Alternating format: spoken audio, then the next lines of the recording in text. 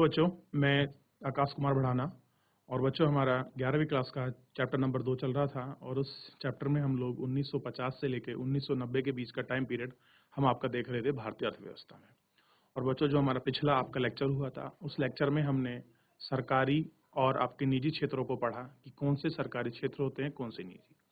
और जो उसमें हमारे जो आर्थिक विकास करने के लिए जो औद्योगिक आपकी नीति आई गई थी, उस नीति के अंतर्गत जो हमारी द्वितीय पंचवर्षीय योजना थी बच्चों, उस द्वितीय पंचवर्षीय योजना के तहत हमने क्या करा, बड़े और भारी उद्योग को लगाने के लिए अपना लक्ष्य अपना निर्धारित किया। उस पंचवर्षीय योजना के तहत जो हमारी औद्योगिक नीति आई थी, उस औद्योगिक आपका नीति में बच्चों हमने जो अपने उद्योग थे उनको 3 क्षेत्र में बांटा। पहला बांटा बच्चों हमने सरकारी उपक्रम वाले उद्योग, और दूसरे बांटा हमने आपके निजी उपक्रम, और तीसरे बांटे हमने ऐसे क्षेत्र जिसमें सार्वजनिक यानी कि जो आपके पब्लिक सेक्टर हैं और निजी जो आपके प्राइवेट क्षेत्र हैं, वो दोनों मिलकर काम करेंगे। तो हमने कुल मिलाकर हमने उन आपके दोनों सेक्टरों को और जो लाइसेंस पत्ती के तहत आए आपके 3 प्रकार में जो उद्योग बटे थे उनको हमने देख लिया था। हम अपना सारा सेक्टर आपका उसमें पढ़ चुके थे, और जो उसमें जहाँ से पिछला अपना जो हमारा आपका लेक्चर हुआ था छूट गया था, अब उससे आगे हम लोग अपना कंटिन्यू करते हैं। तो सभी लोग बच्चे ध्यान देंगे अपने बोर्ड की तरफ, डिजिटल बोर्ड की तरफ, ताकि हमें जहाँ हमारा टॉपिक छूटा था हम इसको आगे पूरा कंप्लीट करें। चलिए ध्यान दीजिए। हम लोग भारतीय औद्योगिक विकास में सार्वजनिक और निजी क्षेत्र हम लोग पिछले लेक्चर में आपका देख चुके हैं, और इसी लेक्चर के तहत बच्चों हम पूरी ये पॉलिसी पढ़ चुके हैं। और उस पॉलिसी में हमने औद्योगिक आपका नीति प्रस्ताव 1956 हमने आपका पढ़ ली थी, और इस 1956 में जो आपकी चीजें एक्सेप्ट करी गई थी, उन चीजों को हमने आपका देखा कि हमारे किस प्रकार हमने उद्योगों को आपका बदलाव आया, और उसमें हमने समाजवादी स्वरूप का आधार बनाकर हमने उद्योगों को 3 भागों में विभाजित किया। क्लियर हो गया। पहले ऐसे वर्ग थे बच्चों जिस पर कितना राज्य का स्वामित्व है, यानी कि जो आपके सार्वजनिक क्षेत्र उद्योग जिन्हें आपका कहा गया बच्चों। क्लियर हो गया। कुछ हमने अपने दूसरे कुछ ऐसे भी देखे थे जहां अपने आपके निजी क्षेत्र और सरकारी क्षेत्र एक साथ मिलकर काम कर रहे थे, और हमने एक वो देखा जहां पर केवल आपकी निजी क्षेत्र की क्या थी, अंतर्गत आपके काम किए जा रहे थे। तो 1956 में जो आपकी पॉलिसी आई, उस पॉलिसी में आपको जो था बच्चों, जो हमारे उद्योग थे, उन उद्योग को आपका 3 भागों में उसने बांट दिया था। कितने बांटा? 3 में। ए मतलब सार्वजनिक, आपके सार्वजनिक क्षेत्र के, और बी बांटा आपका निजी, और तीसरा कौन सा बांटा बच्चों? आपका निजी प्लस आपका पीएसयू जो आपकी पब्लिक सेक्टर यूनिट थी। क्लियर हो गया। इसमें क्या कर दिया उन्होंने, उसको आपके विभाजित किया। तो इतना बच्चों मैं आपको कल के लेक्चर में, आपका जो हमारा पिछला लेक्चर हुआ था उसमें हम लोग आपको बता चुके हैं। अब इससे आगे हम लोग देखने की कोशिश करते हैं। चलिए ध्यान दीजिए सभी लोग। आप देखिए बच्चों, यहाँ तक हम पढ़ चुके थे कि हमने क्या करा, जो अपने छोटे उद्योग थे उनको बढ़ाने के लिए हमने जो उनके उत्पाद कर थे उनको आपका कम किया, बिजली में कटौती करी, उनको ऋण उपलब्ध कराए ताकि जो क्षेत्रीय असमानता को बढ़ाया जा सके, कि उनमें जो आपकी प्रतिस्पर्धा हो वो अच्छी हो सके, छोटे उद्योग जो उन बड़े उद्योग की तुलना में अच्छे हो जाएं, साथ में कंपैरिजन करें। जो हम चीज़ें विदेश से मंगा रहे थे उन पर टैक्स लगाकर उनकी कीमतों को बढ़ाया गया ताकि जो घरेलू की उत्पाद की जो वस्तुएं हैं उनकी मांग बढ़ जाए, और जो हमारे छोटे लघु उद्योग है उनको बढ़ाया जा सके, उनको प्रोत्साहन दिया जा सके। ये हम अपने पिछले लेक्चर में देख चुके हैं। अब इससे आगे देखने की हम लोग कोशिश करते हैं। देखिए बच्चों, ध्यान देंगे सभी लोग। देखिए, वर्तमान उद्योग को भी उत्पादन बढ़ाने या विविध प्रकार के उत्पादन वस्तु किस्म लाइसेंस लेने के प्राप्त करना था। ये भी बताया था कि आखिर में अगर किसी उद्योग को क्या करना है, अपना उत्पाद बढ़ाना है या कितना चीज उपयोग करनी है, इस सब चीजों के लिए हमें क्या आपका लेना पड़ेगा बच्चों, लाइसेंस लेना पड़ेगा। और लघु उद्योग क्या थे ये भी हम आपका देख चुके थे बच्चों, और ग्राम उद्योग के बारे में हम लोग ऐसा पढ़ रहे थे, और जिनमें हम श्रम प्रधानता की वैल्यू को हम आपका देख चुके थे। क्लियर हो गया। और किस प्रकार उनको प्रासूल किया, जो आपकी वो थी कोटा, वो प्रथा को हमने देखा। अब देखिए, संरक्षण नीति जो थी, किस प्रकार हम योजना के स्तर पर रहे थे, अब हम ध्यान देते हैं। देखिए, संरक्षण नीति इस अवधारणा पर आधारित है कि विकासशील देशों के उद्योग अधिक विकसित देशों द्वारा उत्पादित वस्तुओं से प्रतिस्पर्धा करने स्थिति में नहीं है। यानी कि जो आपके डेवलपमेंट आपकी कंट्रियां हैं, उनके जो उद्योग हैं वो अगर उनका कंपैरिजन आपके अंडर डेवलप कंट्री, जो आपकी विकासशील कंट्री साथ किया जाए, तो विकासशील देश के जो उद्योग हैं वो आपके पिछड़ जाएंगे, वो उनसे प्रतिस्पर्धा नहीं कर पाएंगे। यह माना जाता है कि यदि घरेलू उद्योग का संरक्षण किया जाता है तो समय के साथ ही प्रतिस्पर्धा करना भी सीखने लगते हैं। यानी कि अगर हम घरेलू जो उद्योग हैं उनको अगर हम संरक्षण देंगे तो क्या होगा बच्चों, उसमें क्या होगा, तो वो क्या सीख जाएंगे, आपकी प्रतिस्पर्धा सीख जाएंगे। हमारे योजनाकार को भी यही आशंका थी, और क्या थी, यही क्या थी, आशंका थी।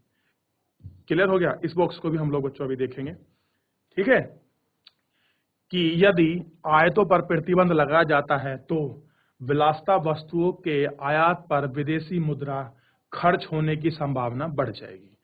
अब देखिए कह रहा, अगर जो हम चीज आयातों पर जो हम लोग अगर वो लगाने प्रतिबंध, यानी जो हम वस्तुओं के आपके मंगाते हैं, तो जो विलासिता की वस्तुएं हैं, जीवन जीने की जो वस्तुएं हैं, आय पर विदेशी मुद्रा, जो आपकी विदेशी मुद्रा, उन पर खर्च होना क्या हो जाएगा, बढ़ जाएगा, महंगा हो जाएगा। 1980 के दशक के मध्य तक निर्यात संवर्धन पर कोई गंभीर विचार नहीं किया गया। यानी कि किस प्रकार निर्यात को बढ़ावा देना है, क्या करना है, 1980 तक इस पर कोई आपका गंभीर विचार नहीं किया गया। क्लियर हो गया। तो बच्चों अब हम शुरू करेंगे औद्योगिक विकास पर नीति का प्रभाव। अब हमें क्या देखना है, प्रभाव देखना है। लेकिन प्रभाव आपका देखने से पहले हम एक बार ये थोड़ा बॉक्स आपका देख लेते हैं, क्योंकि थोड़ा कुछ मैं आपको समझाने की कोशिश करूंगा ताकि आपको कुछ चीजें अंतर आपको समझ आए। देखिए, सकल घरेलू उत्पाद मैं आपको बता चुका हूं। सकल घरेलू उत्पाद को हम क्या बोलते हैं आपका बच्चों, आपका जीडीपी बोलते हैं, और ये जीडीपी हम लोग पढ़ चुके हैं। क्लियर हो गया। और जीडीपी हमने पढ़ा था एक वर्ष के अंतर उत्पन्न सेवा और वस्तु का जो बाजार मूल्य होता है उसको हम जीडीपी कहते हैं। क्लियर हो गया। तो सकल घरेलू उत्पाद के लिए क्षेत्रवार योगदान से संबंधित निम्नलिखित सारणी के लिए एक पाई चार्ट बनाया, और 1990 और 91 के दौरान विकास के प्रयासों को ध्यान में रखते हुए विकास क्षेत्रों के योगदान में हुए अंतर पर क्या है, आपकी चर्चा है। चलिए इस चर्चा को हम लोग आपका देखते हैं कि आखिर में चर्चा क्या है। देखिए ध्यान दीजिए, ये क्षेत्र दिए हैं और हमारे तीन ही क्षेत्र हैं, एग्रीकल्चर है, आपका उद्योग है, और आपका सर्विस सेक्टर है। क्लियर हो गया। देखिए हमने कृषि में देखा है कि किसान है, उसके बैल है, वो आपका कृषि कर रहा है। अगर हम 1950 और 51 में देखें तो जीडीपी में इसका 59% योगदान था। कितना, 59। यानी कि जब देश आजाद हुआ, हमारी जीडीपी में सबसे बड़ा योगदान कौन था, एग्रीकल्चर का था। लेकिन वर्ष 1991 और 91 देखा गया तो इसका योगदान कितना रह गया, मात्र 34%। यानी कि क्या हुआ, घटा के बढ़ा। तो बच्चों योगदान कैसा हुआ कृषि का, घटा, और जबकि लोग कैसे लगे हुए थे यहाँ, बहुत ज्यादा। अब देखिए उद्योग क्षेत्र, यानी कि ऐसा क्षेत्र जिससे कोई चीजें उत्पादन की जाती हैं, प्रोड्यूस की जाती है, कोई चीजें बनती हैं, चाहे आपका कुछ भी बन रहा हो, आपकी TV, CD, fridge, motorcycle, bike, car, scooter, हवाई जहाज, जो भी कुछ बना रहे हो, आपकी चाहे आपके सरिया बना रहे हो, सीमेंट बना रहे हो, कुछ भी। इसका पहले क्या था, 1950-51 में जीडीपी में कितना योगदान था, मात्र 13%। कितना, 13। लेकिन वर्ष 1990-91 में कितना हो गया, 24.6। तो इसका कैसा हुआ बच्चों, बढ़ा। इसमें भी क्या हुई, आपकी वृद्धि हुई। क्या हुई, वृद्धि हुई। ठीक। अब देखिए सर्विस सेक्टर। सर्विस सेक्टर में क्या होता है, आपके एजुकेशन है, सर्विस सेक्टर का पार्ट है। आपके मेडिकल फैसिलिटी है, आपके हॉस्पिटल है, ये भी क्या है, आपका सर्विस का पार्ट है। आपका ट्रांसपोर्ट है, आपका परिवहन है, ये भी क्या है, आपकी सर्विस है। आप जहाज से एक से दूसरे देश जाते हैं, एक राज्य दूसरे जाते हैं, वो भी क्या है, आपकी सर्विस है। आप किसी होटल में रुकते हैं, स्टे करते हैं, वो भी सर्विस है। आप कहीं किसी रेस्टोरेंट में जाके खाना खाते हैं, वो भी सर्विस है। तो इसका सर्विस में कितना योगदान था, तो आप देखेंगे कि वर्ष 1950-51 में जीडीपी में इसका 28% योगदान था।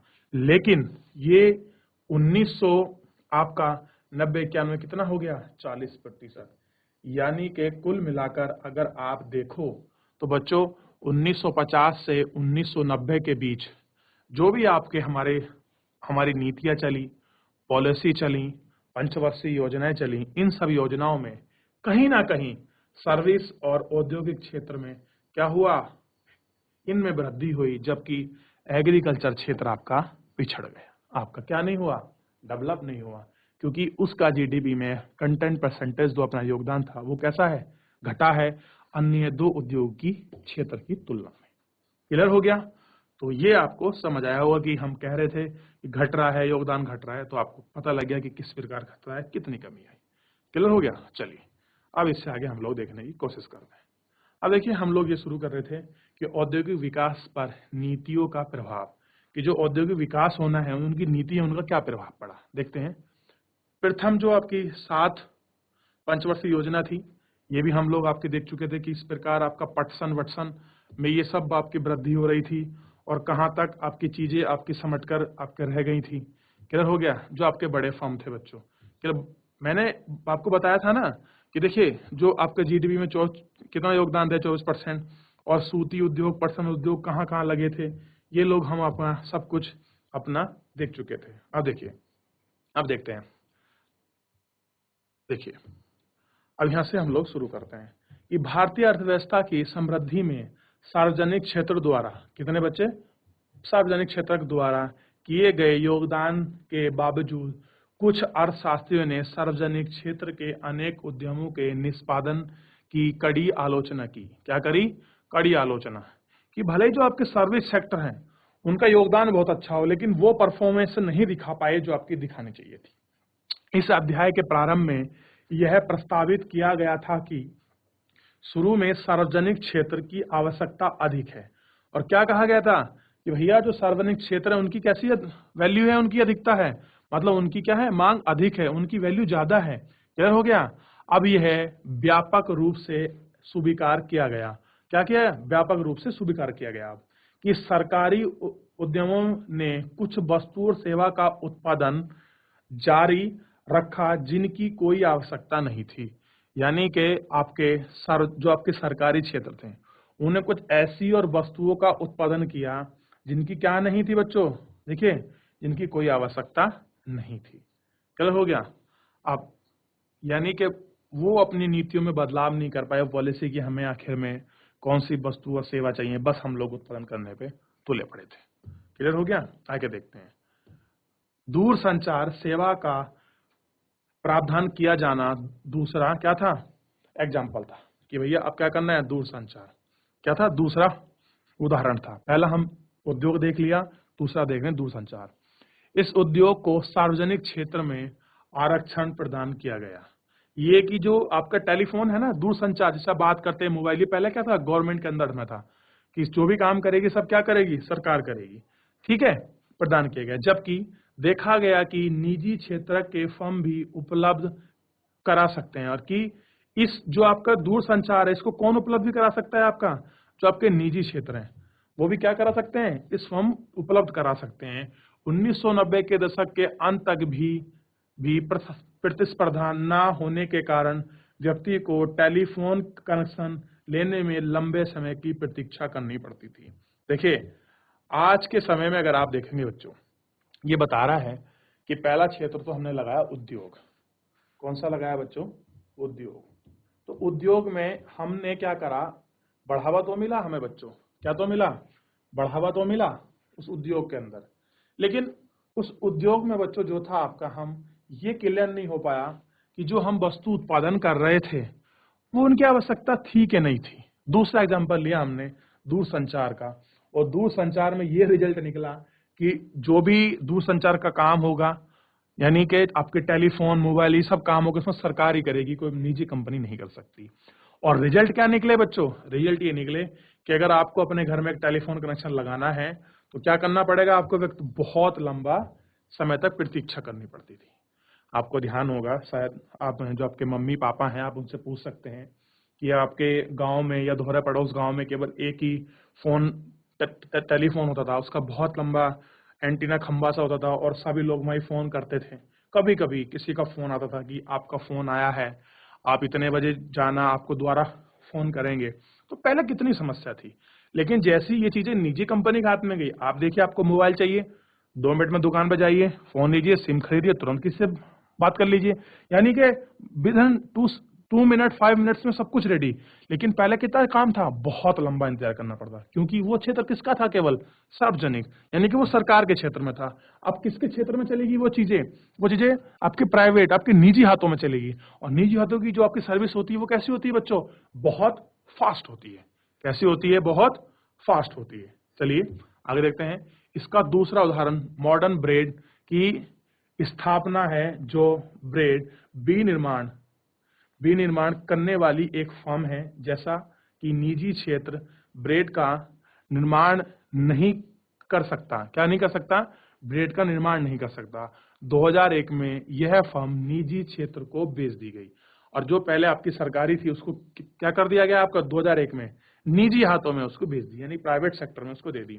मुख्य बात यह है कि भारतीय अर्थव्यवस्था को योजना विकसित करने के 4 दशक बाद भी इन दोनों के बीच में कोई अंतर नहीं आया।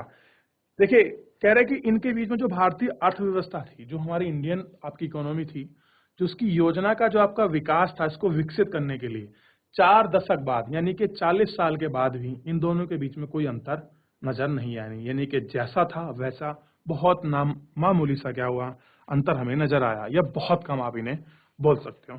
क्योंकि प्राइवेट सेक्टर और निजी सेक्टर के अंतर अगर आप देखेंगे तो एक समय था जब आपकी जो उद्योग थे आपके केवल सरकारी थे।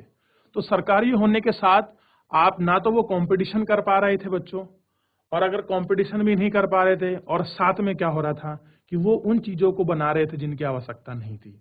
अगर इसमें हमने 2 एग्जाम्पल देखे, हमने उद्योग को देखा, हमने दूरसंचार को देखा, और हमने एक ऐसी मॉडर्न ब्रेड जो आपकी यूनिट थी उसको फिर हमने, जब गवर्नमेंट थी तब उसके रिजल्ट देखे, जब प्राइवेट थे तो उसके देखे, तो हमें एक कितना लंबा अंतर नजर आया ये हमें देखने को मिला।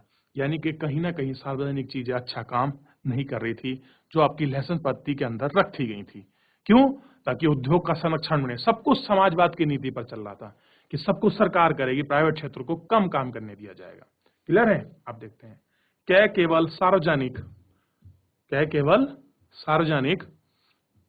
क्षेत्र क्या कर सकता है, और निजी क्षेत्र में भी क्या आपका कर सकता है, ये प्रश्न है कि आखिर में क्या ऐसा क्षेत्र है जो आपके निजी क्षेत्र में कर सकता है, और स्पेशल क्या क्षेत्र है उनकी इसकी बात कर रहा है।